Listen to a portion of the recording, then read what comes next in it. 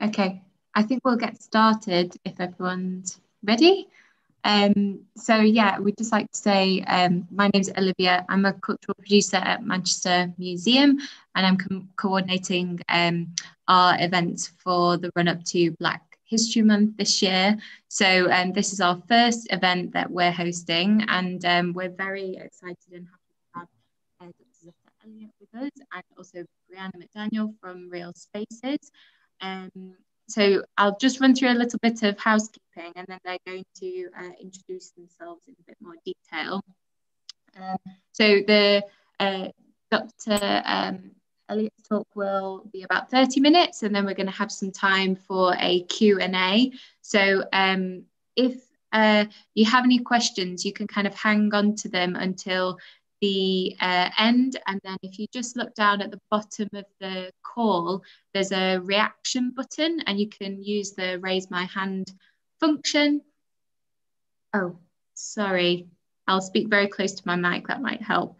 So you can raise your hand to ask your question, and then we'll just ask you to either type your question, or you can unmute yourself, or even go on to video if you feel more comfortable doing that.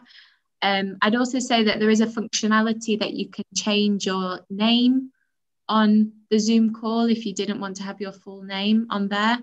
And in addition, just to let you know that we are recording today. So this is going live out at the moment on YouTube, as you can see at the top. So yeah, you can keep your, this is why you can change your name or not have video, basically. And I'll be kind of monitoring the chat as well. So if anyone's got any questions or anything that they want to comment in there, then they can. And the same with throughout the talk, feel free to add your comments and stuff. But questions we'll save for the end.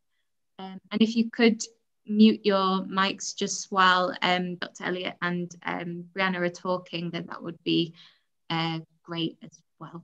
I think that is everything from me. So yeah, I'll hand over to Brianna, and we'll get going. So yeah, thanks for being here, everyone.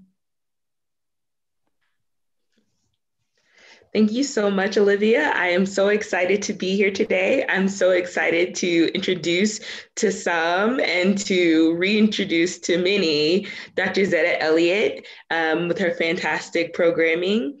I'm Brianna J. McDaniel. I'm a PhD scholar in the UK, or a PhD researcher in the UK. And in 2018, I think it was, I started, along with Joshua Simpson, an organization called Researchers Exploring Inclusive Youth Literature. And we we're looking for spaces where we could come together as researchers from marginalized backgrounds, socially marginalized backgrounds, to talk some more and to really empathize with each other within this space of the UK, where we weren't finding a ton of support and connection for the work we were doing in youth literature. There were no spaces, so we created some. And we had our first conference in 2019. We're building different programs, and we're very excited about this collaboration with Manchester Museum, where we focus on talking about the racialized aspects of museum spaces. We have more speakers coming up within the next couple of months. And we also have an opportunity for there to be programming for the little ones later in the summer. So I am really, really excited today, not just because she's a mentor and a friend and just a phenomenal woman in every single way that that phrase exists. I'm so excited to introduce Zetta, but also just because her work is fascinating. Zetta, born in Canada, Zetta Elliott moved to the US in 1994 to pursue her PhD in American Studies at New York University. She is the author of over 30 books for young readers, including the award-winning picture books Bird, which is one of my favorite books to put on a book list. That book is beautiful. And Melina's Jubilee. Dragons in a Bag, a middle grade fantasy novel, which was named an American Library Association notable children's book. And she has also been nominated for the Young Reader's Choice Awards in 7 states. The sequel to Dragons in a Bag is The Dragon Thief, which was named one of the best books of 2019 by the Cooperative Children's Book Center. Her poetry has been published in several anthologies, including Show Us Your Papers, We Rise, We Resist, We Raise Our Voices, and New Daughters of Africa. Her young adult poetry collection, Say Her Name, was named a 2020 Best of the Best title by the Black Caucus of the ALA. Her latest picture book, A Place Inside of Me, was named a notable poetry book by the National Council of Teachers of English. Elliott is an advocate for greater diversity and equity in children's literature, and her essays have appeared in the Huffington Post, the School Library Journal, and Publishers Weekly. She currently lives in Evanston, Illinois. As you can see, she's one of the most decorated and knowledgeable and incredible, phenomenal women that I know. And I'm very excited and enthusiastic and overjoyed to be able to present to you all Dr. Zetta Elliott with her presentation on the Colored Girls' Quest, Finding Mirrors in Museums. Oh my goodness. Thank you so much for that lovely introduction, Brianna. And thank you to REIYL and to the Manchester Museum, Olivia, for welcoming me. I have to say that before the pandemic, I was traveling a lot for work. And so I was happy to sort of be able to take a break from that. But I desperately miss traveling for pleasure. And whenever I had a little extra money, I generally went to London or Edinburgh or somewhere in the United Kingdom. So I very much miss being able to cross the pond. And so it's lovely to be with you virtually in this sense. And I actually believe I have family in Manchester. I've never been, but I know my father went. And we have family relatives from St. Kitts Nevis. So if there's anyone from St. Kitts Nevis who's in Manchester who sees this, make sure you give me a shout because we're probably related. So I am looking forward to talking to you today about community-based publishing. And as was explained, I am going to share my screen, which will enable me to go through my slides. That will take about 30 minutes, I think, which will leave us plenty of time for Q&A. And I'm going to minimize this, so I won't be able to actually see anybody. But you can see the title of my talk is The Colored Girls' Quest, Finding Mirrors in the Museum. And this is a version of a talk that I gave at the Philadelphia Museum of Art a couple of years ago, alongside Vashti Dubois, who is the co-founder of the Colored Girls Museum. And you can find more information about her online. I'm going to have some photos coming up.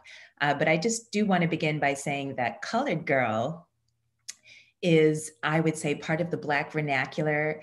It's an expression that's used within the Black community here in the United States.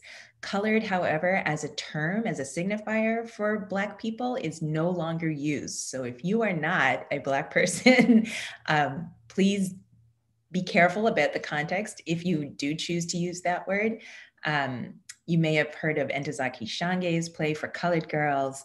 There's a history of Black feminists using that term, and I'm using it in that tradition. So this very first image you see on the screen is of the protagonist of my book, Milo's Museum. And she is in the museum with her grandfather, and she's looking in one of those gigantic mirrors, and she can see reflected all the art and the patrons in the museum, and she recognizes that something is missing. And I'm drawing on the metaphor developed by Dr. Rudine Sims Bishop, and I'm going to get to her in just a little bit. But I wanted to start by asking you to take a mental inventory of your home, school, or public library. And we can throw in bookstores here. Are there particular kids, families, and or cultures that aren't adequately represented by the books on the shelves? So if you think about the places where you go when you're ready to read and you want to grab a book off the shelf, have you ever thought about who's not there? Have you ever reached for a book and found that the one you need doesn't yet exist? And I'm going to revisit this question at the end of my presentation. So I'm going to start at the very beginning. These are photos of me. You might hear my accent. I am Canadian, although I just became a US citizen last week. I've lived in the US for over 25 years, so I figured it was about time I took the plunge. But these photographs were taken when I was very young, growing up outside of Toronto. The picture on the left, that's me in preschool. I'm about 3 years old. And students always ask me, Zetta, when did you know you were going to be a writer? And I make sure that I remind them that you can be a storyteller, even if you don't know how to write. And many of us, including people of the African diaspora, come from oral cultures where storytelling isn't necessarily something that's a project where you sit at a desk and write something down. It's oral, and it's told, passed from one generation to the next. And the purpose of storytelling is to build connection and to impart lessons and to carry on a tradition. So my report cards from preschool, which my mother has carefully preserved, say Zetta has a delightful imagination, but she just needs to learn to stop telling stories to the other children while the teacher is speaking. So I think I learned very early on that as much as I loved storytelling, being a storyteller sometimes means being a troublemaker. And I have become quite adept at making trouble through my stories. The picture on the right-hand side, I love this photograph because I'm about 2 years old here, which means my big sister is 4 years old. We're almost the same size, but she's holding me on her lap, or trying to, in order to read me a book. Now, both of my parents are school teachers. And so most people assume that I probably grew up in a house full of books, and that's not true. My mother made sure we had library cards, and that was really important. And that became a weekly ritual. Once a week, we went up to the library and checked out a stack of books. And I would try to read my sister's books and my older brother's books. And we couldn't afford to buy books. And so it was really important to have a library card. When I began to self-publish, I was interested in having parents develop home libraries, having books in the home, because studies show that children who grow up in a home with books stay in school longer, do better in school.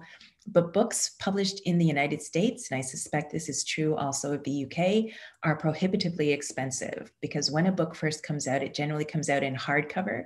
And a hardcover picture book here in the United States is about $20. So that can be out of the reach of a lot of families, working class families. So it was important to me when I began self-publishing, making my own books, that I publish paperback books, which are much more affordable. I have books that start at $7, $8, $10, still an investment, but a bit more accessible.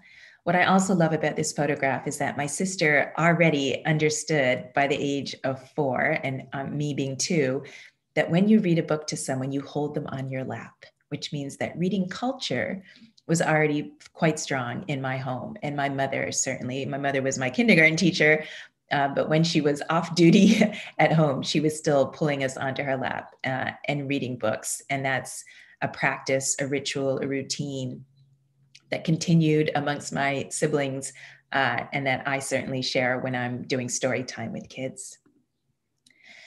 Now, growing up outside of Toronto, despite Canada's reputation for being deeply invested in multiculturalism, there were hardly any books that could serve as mirrors for me, books where I could see Black children. Fortunately, my mother, my kindergarten teacher, her favorite author and illustrator was Ezra Jack Keats, and he is the author, illustrator of these wonderful books and many more. And Pet Show was a book published the year I was born, 1972. I loved this book because when I look at this illustration, I see diversity, right? Different kinds of kids, different kinds of clothes, different kinds of pets, lots of different kinds of things. And I could find myself in this picture. But when I was growing up outside of Toronto, there was not very much diversity. I was generally the only Black girl in my class, and everybody else was white. And when you're really little, who cares, right? Your friends are your friends. You may not even know what race is, but it doesn't take long for a child to realize, for me in this case, every time I went to see a Walt Disney movie, the princess didn't look like me. And if I read a book by not by Ezra Jack Keats, and that was most of the books that I read, there was no one who looked like me. But when I read Pet Show, I saw a little girl with a poncho and a little girl with an afro. I had a poncho and I had an afro. So reading that book was like looking in a mirror. Now, Rudine Sims Bishop is the probably foremost African-American scholar of children's literature, and she has a seminal essay called Mirrors, Windows, and Sliding Glass Doors. You can find it online at RIF.org. She says readers often seek their mirrors in books. And she goes on to say a really good book can do three things. It can be a mirror, a window, and a sliding glass door. When I talk to children, I always present this quote and we discuss the differences between a mirror and a window and a sliding glass door. Obviously, if you're looking in a mirror, you see your reflection. So kids need to see books, need to read books where they open the pages and see themselves reflected. But kids also need window books. If I'm reading Ezra Jack Keats, that book is a mirror for me. If I'm reading Harry Potter, Three White Kids in a Castle in England, that book is a window that lets me look into their world. But you don't want to stop at the window. You don't want children with their noses pressed up against the glass, acting as kind of voyeurs. So the sliding glass door part of the metaphor is really important because the child who opens that door removes the divide between themselves and the characters, and they are able to enter the world. And that's where the child's capacity for empathy really is developed. And so I think it's significant to point out that a lot of people think that books that are inclusive, that have kids of color on the cover and on the inside, are designed only or primarily for kids of color. And that isn't true. So I've certainly done a book festival before where I had my 30 books laid out on a table and almost every single one has a Black child on the cover. And a white librarian might come along or a white parent might come along. And if their child reaches for that book, they would say, oh, no, no, no, that's not for you. And I did have a librarian say once, oh, Zetta, your books are beautiful and we would love to have them in our collection, but we don't have any Black children at our school. And that is exactly why you need those books. Here in the United States, schools are actually resegregating. They are more segregated now than they have been in 50 years. And so kids aren't getting a chance to have meaningful interactions with children who are different from them. And a book might be that first opportunity. Now, when children don't see themselves reflected in the pages of a book, that can have deleterious effects. Certainly, it might diminish their interest in reading. It can affect their self-esteem. But when children see themselves over and over and over again, that can also have adverse effects.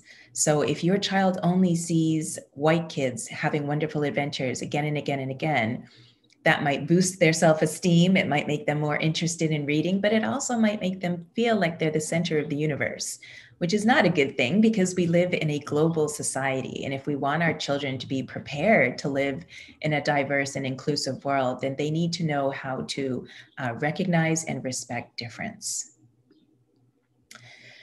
Since I grew up in Canada, a former British colony, I read a lot of British literature as a child, and I loved all of it, I have to say. The Secret Garden, The Lion, the Witch, and the Wardrobe, The Phoenix and the Carpet. All of these stories had some kind of a magical element, a door, a portal, and if you just had the chance to open that door, you would enter a whole other world. Of course, when I revisited these books as an adult, I found them to be racist and sexist and imperialist and elitist. There are all kinds of issues with them. The Phoenix and the Carpet in particular is especially troubling. I read that book in the 5th grade, and then our teacher would wheel in the TV cart with the VCR and pop in the video, and we watched the BBC adaptation of that book. And for those of you who don't know, it's about 5 brothers and sisters, white, living in London, who discover a magic carpet in a phoenix.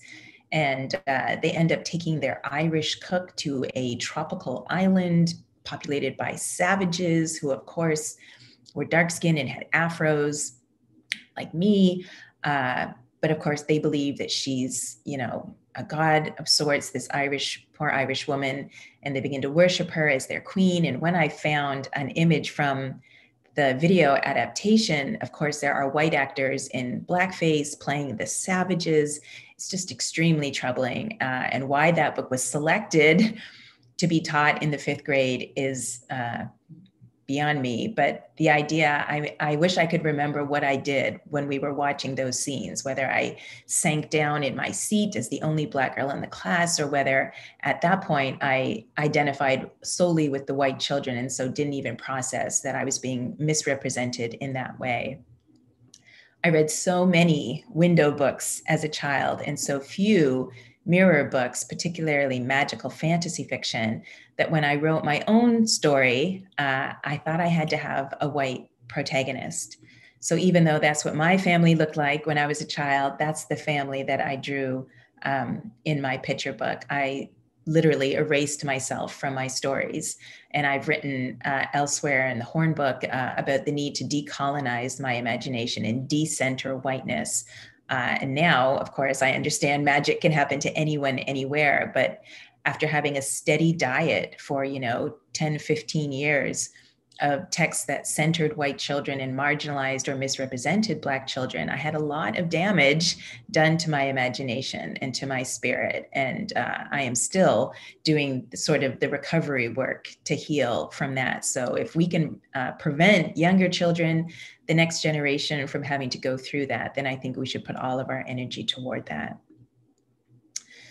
So of course, I had my first book published in 2008. You can see from the stickers on the cover that the illustrator and I, for our debut, we won quite a few awards and prizes, but I had 20 other stories on my hard drive. And I assumed after 2008, when I had won all of these prizes and I had a PhD in American Studies and I'd worked with kids for 30 years, I just assumed that editors in the US publishing industry would be eager to see my 20 other stories, and that was not true. And so I began to look for evidence of the myth of meritocracy, right? Because we're told that if you just work hard and you prepare yourself and you persist, that you will be rewarded. And that is not how it works in the United States. I don't think that's how it works in the United Kingdom. There are so many other factors that end up obstructing and excluding BIPOC authors, kidlit creators from the publishing industry. So I started to do a little research, and I found that the Cooperative Children's Book Center at the University of Wisconsin-Madison compiled annual statistics. They're depicted here in this graphic, which was commissioned by Professor Sarah Park-Dahlen. And you can see that the illustrator is drawing on Rudine Sims Bishop's mirrors metaphor. And so every year, the Cooperative Children's Book Center reviews around 3,500 books for kids published in the US. And then they break it down by race. So in 2015, less than 1% of the books featured American Indian children, 2% had Latinx kids, 3% had Asian kids, 7% had Black children, but more books had animals or trucks, and 73% of the books had white children in the starring role. And so what I love about this illustration is that I can immediately say to a group of children, "Is that fair?" And they will shout out, "No." And I move very quickly to something positive. I think it's necessary to pivot and say, everyone has a story to tell.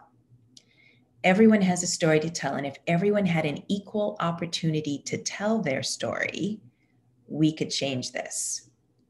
And so we can see that the white child is feeling quite good about himself, hand on hip, he's smiling, and he's in a room full of mirrors, and each mirror represents a book.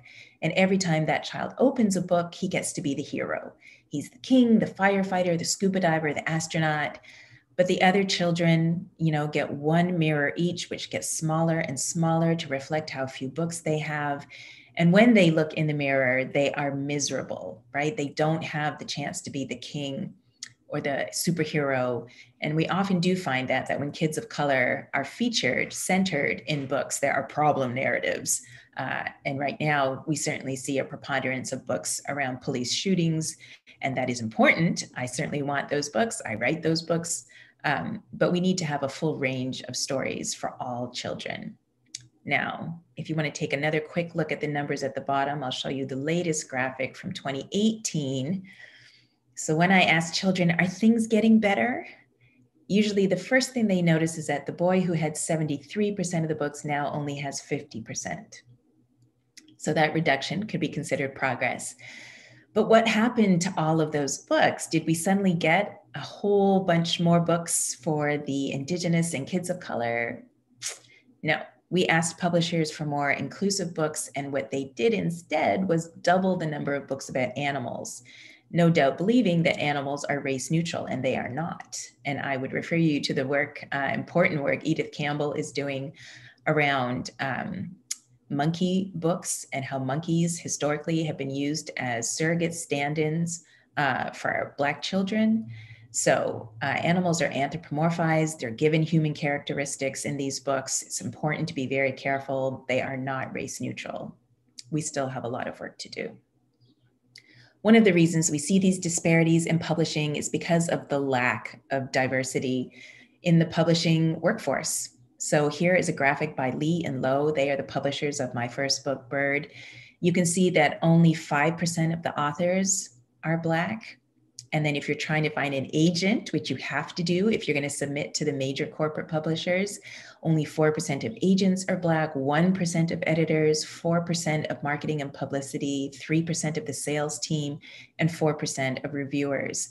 So all of these people represent gatekeepers. I'm a writer, I'm a creator. I've written a story coming from my own culture's storytelling traditions, but I have to get an agent first. So I'm sending it out to an agent who is not from my community, probably not familiar with my culture or my storytelling traditions, but they get to decide whether or not they're going to represent me. And then when they do represent me, I do have an agent right now, they have to submit stories to editors who are not from my culture or my community or have any kind of cultural competence around what I'm trying to do with my work.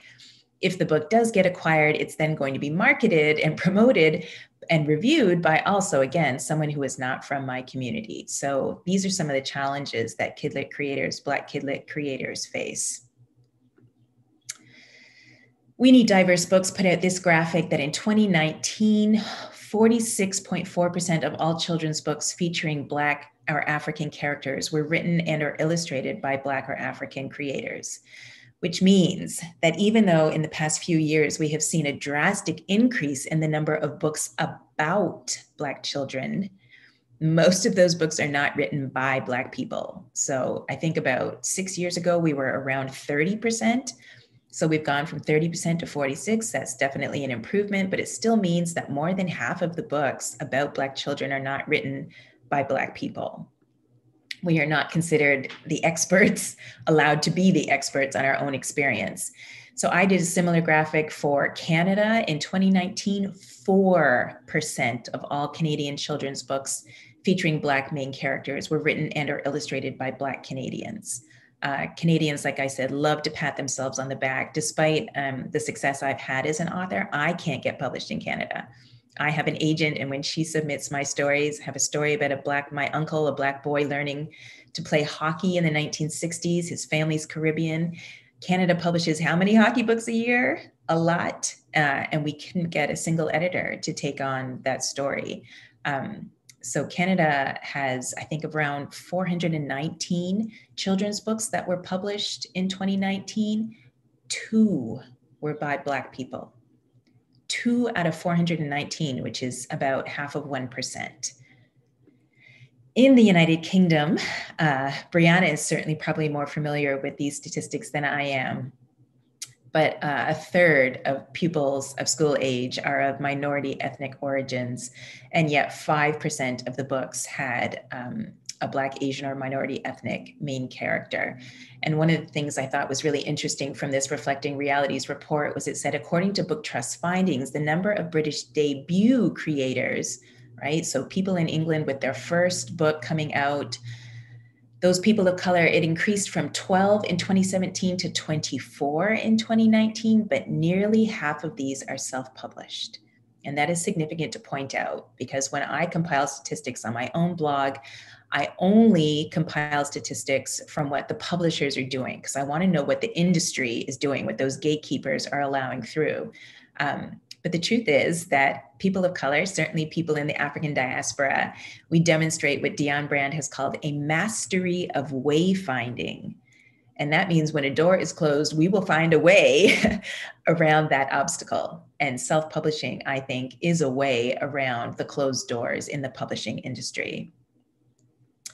So self-publishing is also what I refer to as community-based publishing. It uses small independent presses and or print-on-demand technology to produce books and other media that reflect the values, cultural practices, and history of a particular community.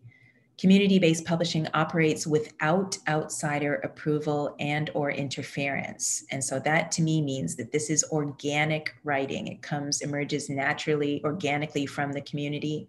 And it prioritizes the welfare of community members over commercial success, putting people over profit. Now, when editors are at an acquisitions meeting and they're looking at books that they might potentially want to acquire, the marketing team is there, the sales team is there, they're all thinking about whether or not they want to add this book to their list. They're thinking about whether or not they can make money. That is their priority, right? Their priority is to make money, to support their shareholders. They also want to win prizes. But the truth is that books acquired by the big five, I think now we're down to the big four, they are only going to be marketed to white middle-class readers. And so anything that gets acquired has to appeal to that audience, or the editorial team has to believe that that audience will purchase the book. But with community-based publishing, you don't have to worry about that particular audience if that's not who you're writing for. If you are having a family reunion and you want to have every member of the family submit a recipe or a memory or a photograph, you can put that together into a book and that can serve your family. If you want to do an oral history on elders in your community and have them share their recollections and then publish those, that would serve your community. If you tried to send that manuscript to a publisher, chances are they would reject it because they couldn't find a large enough market for it. So community-based publishing is a way to ensure that the things that matter to your community are allowed to exist, and then they can circulate within and beyond your community. Milo's Museum is certainly a book of mine that I self-published that has circulated well beyond the community that I intended to serve. I published it in 2016. I had met Vashti Dubois, the founder of the Colored Girls Museum, and had suggested to her that she have a picture book to talk about her process of founding a museum. And then on the train ride home from Philadelphia to New York City, I just started scribbling down some ideas. And you can see from the picture on the right-hand side, Milo is at the museum with her papa, her grandfather, and she's looking at the art and finding that her people are not being represented. And I made sure to tell the illustrator, Purple Wong, she's based in Hong Kong, that I wanted to have a painting on the wall to represent how we do often find Black children, especially represented in sort of classical art. And it's generally as a slave or a servant off to the side in some sort of demeaning or menial, submissive, subordinate posture. This is Vashti Dubois looking fabulous on the porch of the Colored Girls Museum, which is her home. So Vashti realized with her co-founders that there weren't enough spaces accepting Black women's art. And instead of constantly knocking on that closed door of galleries and asking curators, to take another look at this work, she turned her home, a beautiful Victorian in Germantown, Philadelphia, turned it into a museum. And on weekends would just sort of open up her doors to the community. And every room in the house had a particular theme to it. It's just absolutely incredible. And now she's branching out and using other spaces as well. But she provides the sort of curation that many museums and galleries felt that they were unable to do. They didn't know about these artists. Of course, if you just do a little research, not too hard to find. But partnering with these institutions is a way of getting access to more spaces for Black women artists.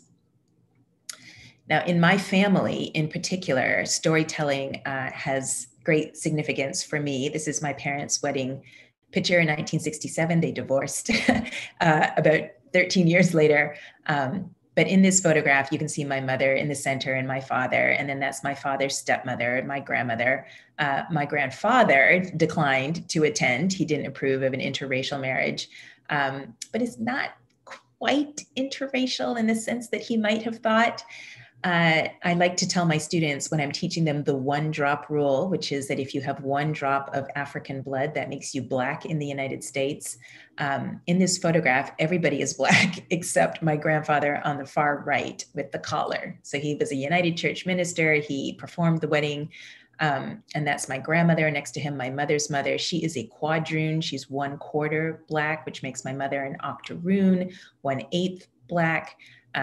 They both present as white. My grandmother identified as Negro or colored. She never said Black. My mother identifies as white. So this complicated history did not make a whole lot of sense to me, but I was very lucky that my grandmother, who came from a family that was of African-American descent from Philadelphia, had moved to Toronto and had settled, and they were intermarrying with whites in a deliberate effort to eventually become white, which they ultimately did until my mother messed things up by marrying a Black man from the Caribbean and having 2 mixed race Black children who identify as Black. But the fact that my grandmother refused to keep the family secret, and she talked constantly about our connection to our African-American ancestors, was really significant to me. And my grandmother sort of, I think I became the favored recipient of family heirlooms. So that silver spoon, silver plate spoon in the center was from the wedding silver of my great grandparents, Richard Allen and his wife, Laura Holman. Richard Allen, we believe, was named after Bishop Richard Allen, who was the founder of the Mother Bethel AME Church in Philadelphia. My grandmother also knit these little mittens for us. The ones on the right hand have no thumbs, so they're the baby mittens. And I decided to write those into Milo's museum. So when Milo doesn't see herself in the museum, she says, "Papa, what are museums for?" And he says, "Well, museums hold all the things that are valuable and important."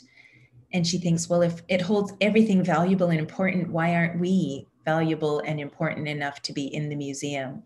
And she talks to her Aunt Vashti wearing the Black Lives Matter shirt. And her aunt says, well, you could write a letter to the curator, or you could make your own museum, which is what Milo decides to do. So she makes a list of all the things that are valuable and important to her. And then she goes into the backyard and in her sort of tree house, makes an exhibit. She serves as the curator and the docent. She invites her family in and gives them tours and says, you can touch the things in my museum. You can see the little mittens are there on that green table. And then at the end, all of her neighbors come over as well. And Milo changes the sign from her own personal museum to the People's Museum. And she invites the rest of the folks who are present to contribute something in order to have a museum, an institution that truly reflects the community. I've been thrilled that Black Lives Matter at School Week here in the United States, and I think it's celebrated around, observed around the world as well, has selected Milo's Museum as a book that's useful to teach about the values of the Black Lives Matter movement. At the end of my book, I included an activity to show kids how to make their own museum, and I regularly get pictures sent to me on social media of children who are either setting up their own exhibit or bringing in things that reflect something about their family history and their cultural heritage. So I will just conclude by reminding you that everyone has a story to tell. And maybe during the discussion, we can think about this question again. If you've done that mental inventory of your home, school, or public library, who are the kids or cultures that aren't adequately represented by the books on the shelves? I know that right now, for me, in the past couple of years, I've been writing more about mental illness. I began experiencing symptoms of depression and anxiety as a teenager and had no idea what that was, or that it ran in my family, that my grandparents had struggled with it as well. And I didn't read any books that talked about kids who were dealing with mental illness. That would have been really useful to me, especially coming out of the pandemic right now. I think we're going to have very public and ongoing sustained conversations around mental health and our youth and ourselves. So proud of Naomi Osaka for stepping back and taking a break in order to protect her mental health. And I'll give you one resource if you're interested in figuring out how to do a home audit, an audit of your home library or school library. Lee and Low has an open book blog, and you can find how to build a more diverse classroom library. They've got a guide essentially on how to do that. And if anyone has questions or needs to contact me, that's my contact information. I can also put that in the chat, but for now, I think I will stop sharing and we can talk.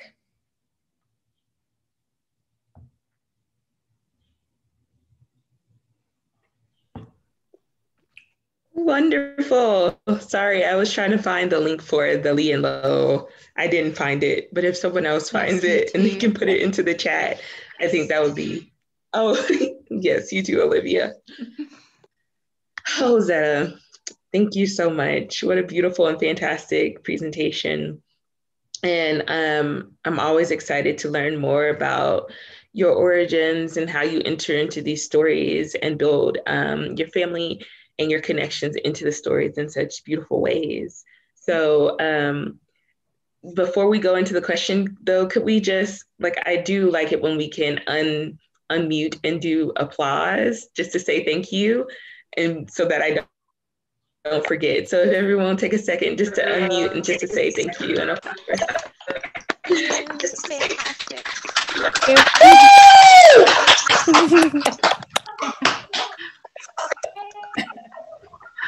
It's so funny because sometimes with Zoom, it feels like you're presenting into the void because you can't see anyone and you can't hear anything. And a friend of mine is a performance artist, and Zoom, you know, this past year has been really hard for her, but she is now working on a book about the concept of liveness.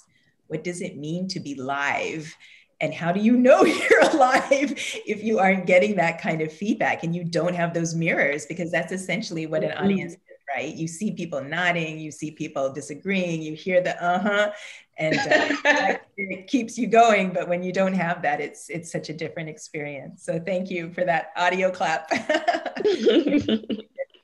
Yeah, I like to, you know, be able to say ashe when I agree with people. Snaps, right? Yeah. So if anyone has any questions, you will ask that you use, I think it's the reaction button, Olivia, or I'm not seeing where you raise your hand.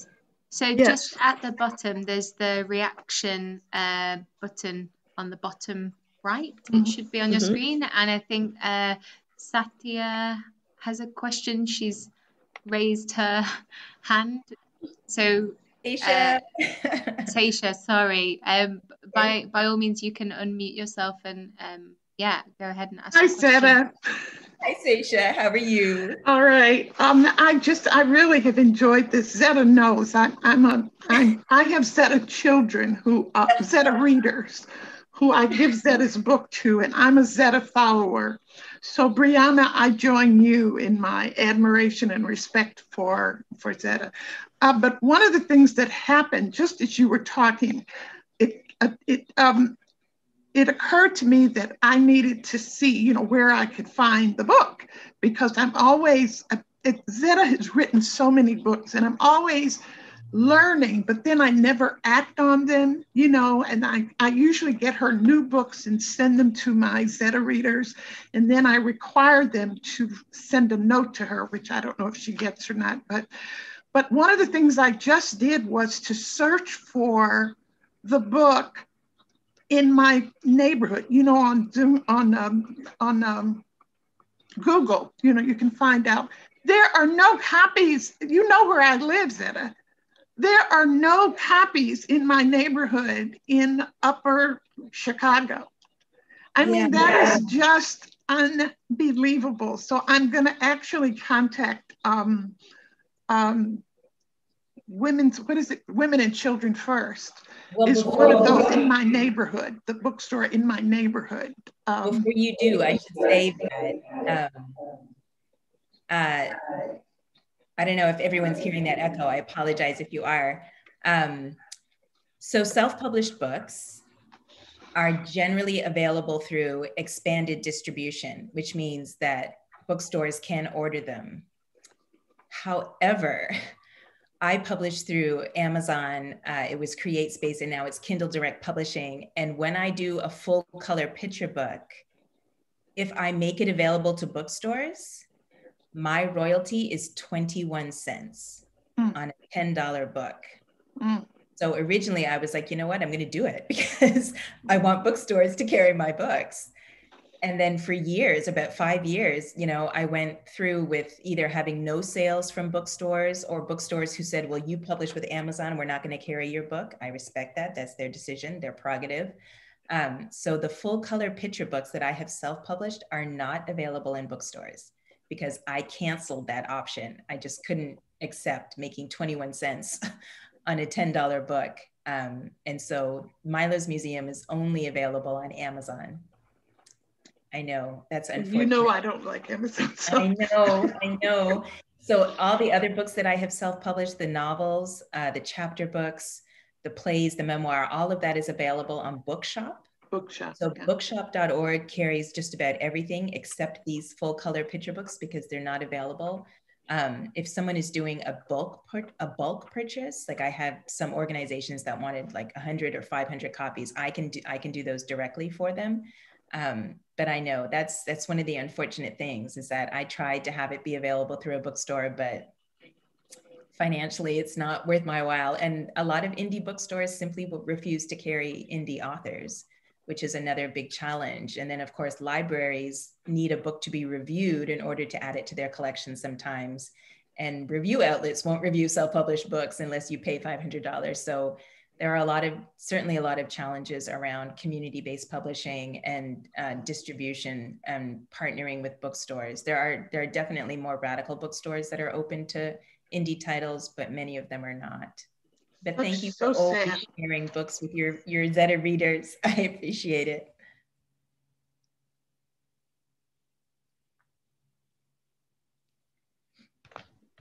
Thank you so much. Do we have any other questions?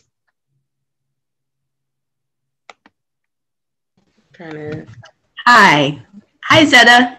It's Cheryl. I don't know why. I'm great. How are you? I don't know why I can't get the camera to work. I wanted to know a little more about the pros and cons of self-publishing versus working with the big publishers. But I was curious to know about your experiences trying to bring your books to the big screen. If you could share some of that with us. Oh dear. Oh, and before you answer, let me just say to everyone, I met Zetta maybe 2017.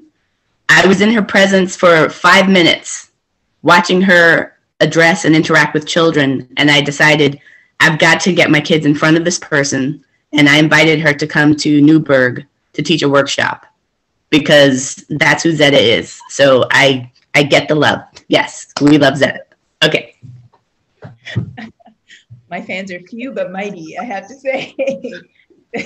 Thank you so much, Cheryl. I hope the kids are doing well.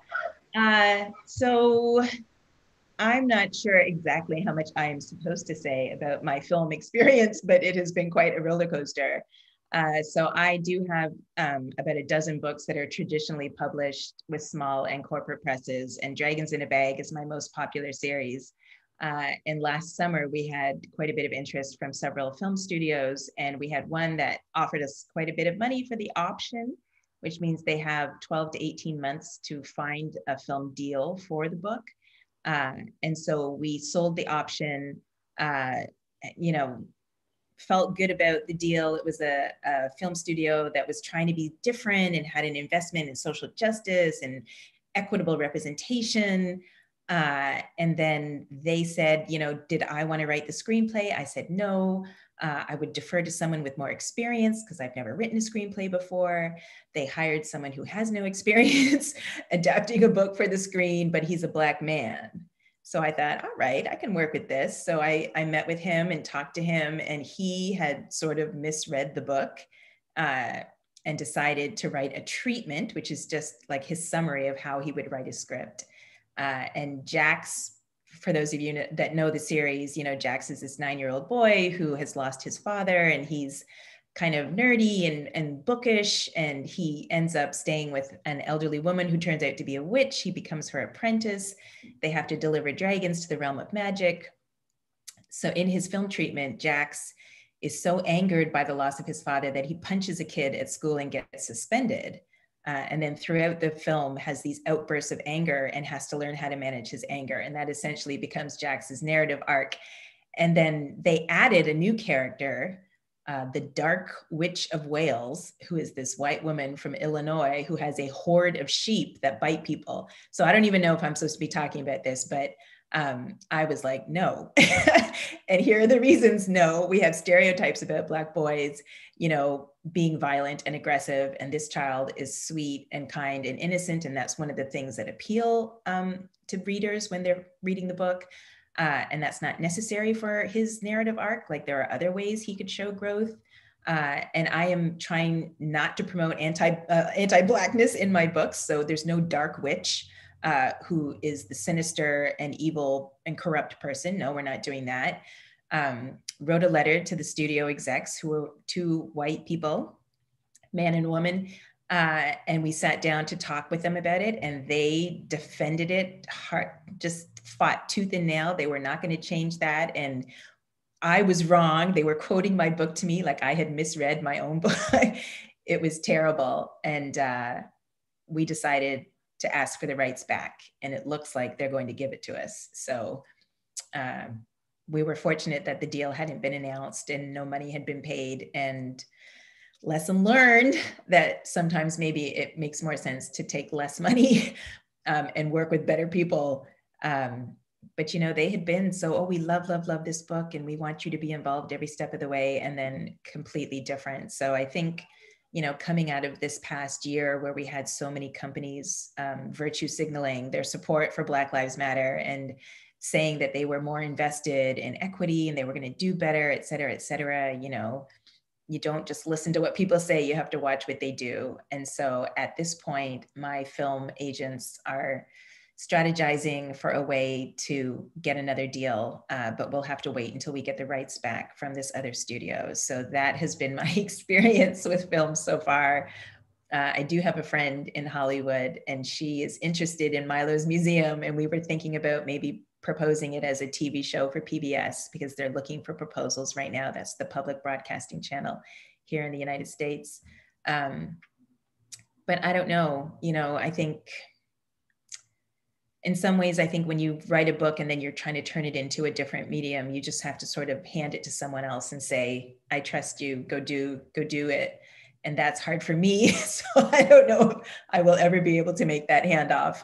But then I'm also interested in learning how to write for the screen. So I think if we go forward, there's no way for me to get the guarantee in a contract that I have total artistic control unless I am writing the screenplay. So here I was like, oh, I would defer to someone with more experience. And then they hired someone with no experience. So I might as well give it a try and do it myself. And I did sort of draft a treatment of my own. I think the book Dragons in a Bag is very easy to make into a film. It's already got a lot of drama and that. So the idea that they felt it wasn't exciting enough for, you know, that was a pretty big clue that they were clueless. That reminds me of a story when I worked at WNBC. I worked with Felicia Rashad, and I made the mistake. I booked her and Debbie Allen to do an interview for a play they wrote called The Old Settler. Long story short, I deferred to someone else who completely ruined the interview and sat there and talked to her about the Cosby Show. Oh. And then Felicia Rashad pulled me aside later and pretty much, you know, put her hand on my chin and said, so let's talk about why that went wrong. And it's because I didn't believe in myself. I had the vision, and I would have seen it through, and I would have seen to it that it was done the way it was supposed to be done. So let's take that lesson. You know what you're doing. We are the experts, right? We are the experts. Yeah. And can I just add, just think of the excitement of having Felicia Rashad as the dean of that library, of that fine art school at Howard. As soon as I saw that, I thought, they don't know what they're getting themselves, because she does not play. So anyway, I just wanted to add that. But we need more Black women in those authoritative leadership positions, right? Just to model, this is how you run things. Amy, is your hand up? Yeah. Unmute. Oh. Okay. Sorry, yeah. Take my headphones off because I can't hear myself. It's all echoing. Hi, and thank you so much for that wonderful talk. I really, really enjoyed it. And yeah, I'm updating some of what you said. I found really incredibly moving. So thank you for sharing. And that must be hard to talk about some of those experiences and things. So thank you. Full disclosure, I work at Manchester Museum in the education team. I work with primary school, so elementary for anyone who's not in the UK. And if anyone doesn't know the museum and its collections, it's natural history, Egyptology, paleontology, dinosaurs and stuff. And we're in the process of redeveloping a lot of our work at the moment. So Milo's museum is going to be a wonderful inspiration, I think. So thank you. I just wondered if you knew of any museum education departments you've come across through your work who are doing really great stuff here that we might learn from, work with. Just any thoughts around that, I suppose. Yeah, definitely. So the National Museum of African American History and Culture in DC definitely has a phenomenal education department and really great programming. And I know they have used Milo's museum for some of their work. Boston Museum of Art had an incident where white patrons said racist remarks to Black children who were in the museum. And then as a response, worked with a phenomenal group who are friends of mine called We the People, W-E-E, We the People. And so they brought that group in to do some sort of racial justice. And I'm not sure if they did DEI training for the staff, but they certainly did some programming for the community to start talking about race and collections. And they also use Milo's museum for some of their work. The Philadelphia Museum of Art, where I first gave this talk, they have like a summer camp program for teachers. And so teachers are, I'm not sure if they have to pay or if it's free, but they come in and they're given a collection of books and they use primary source documents from the collection. And they talk about how to develop content for their classes. So that's another option. I know I worked with Weeksville Historic Society, which is in Brooklyn, and they have historic houses on their site. And I was their artist in residence. So having somebody, an artist in residence for a couple of weeks or a month, we studied the history, we visited the site, they produced writing, and then we self-published a collection of their writing that could be added to the Brooklyn Public Library's Brooklyn collection. So that was another sort of community institution that I've worked with. I don't know if anybody else wants to make a suggestion for a museum, but those are the ones that I've worked with most recently. Thank you. Mm-hmm.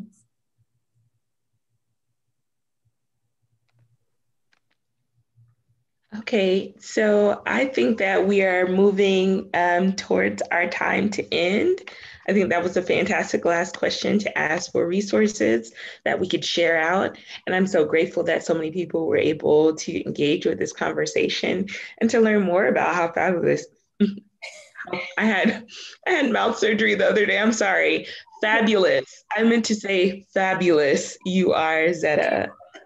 So I think that if folks want to unmute one more time and we can give you one more round of applause, then move forward with saying goodbye. So thank you everyone for coming out. Thank you. Thank you. I am also having some trouble with my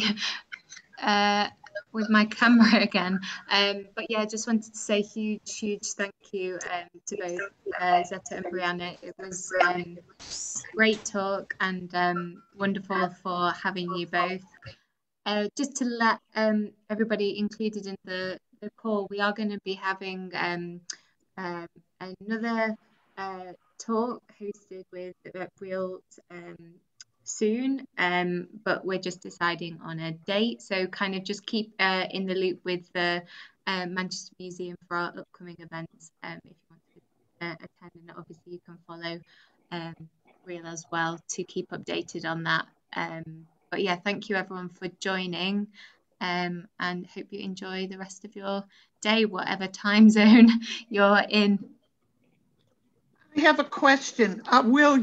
Will you let us know when this is available to be shared? Because I'm retired, but I share a lot, and I would love I can think of people that I would love to.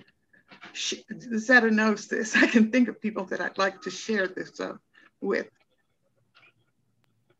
Yes, absolutely. So we've made a recording, which I believe we'll send over to Zetta, and also we can you can access this on Manchester Museum's YouTube, because the live stream now it will be hosted there, so you should be able to share via that.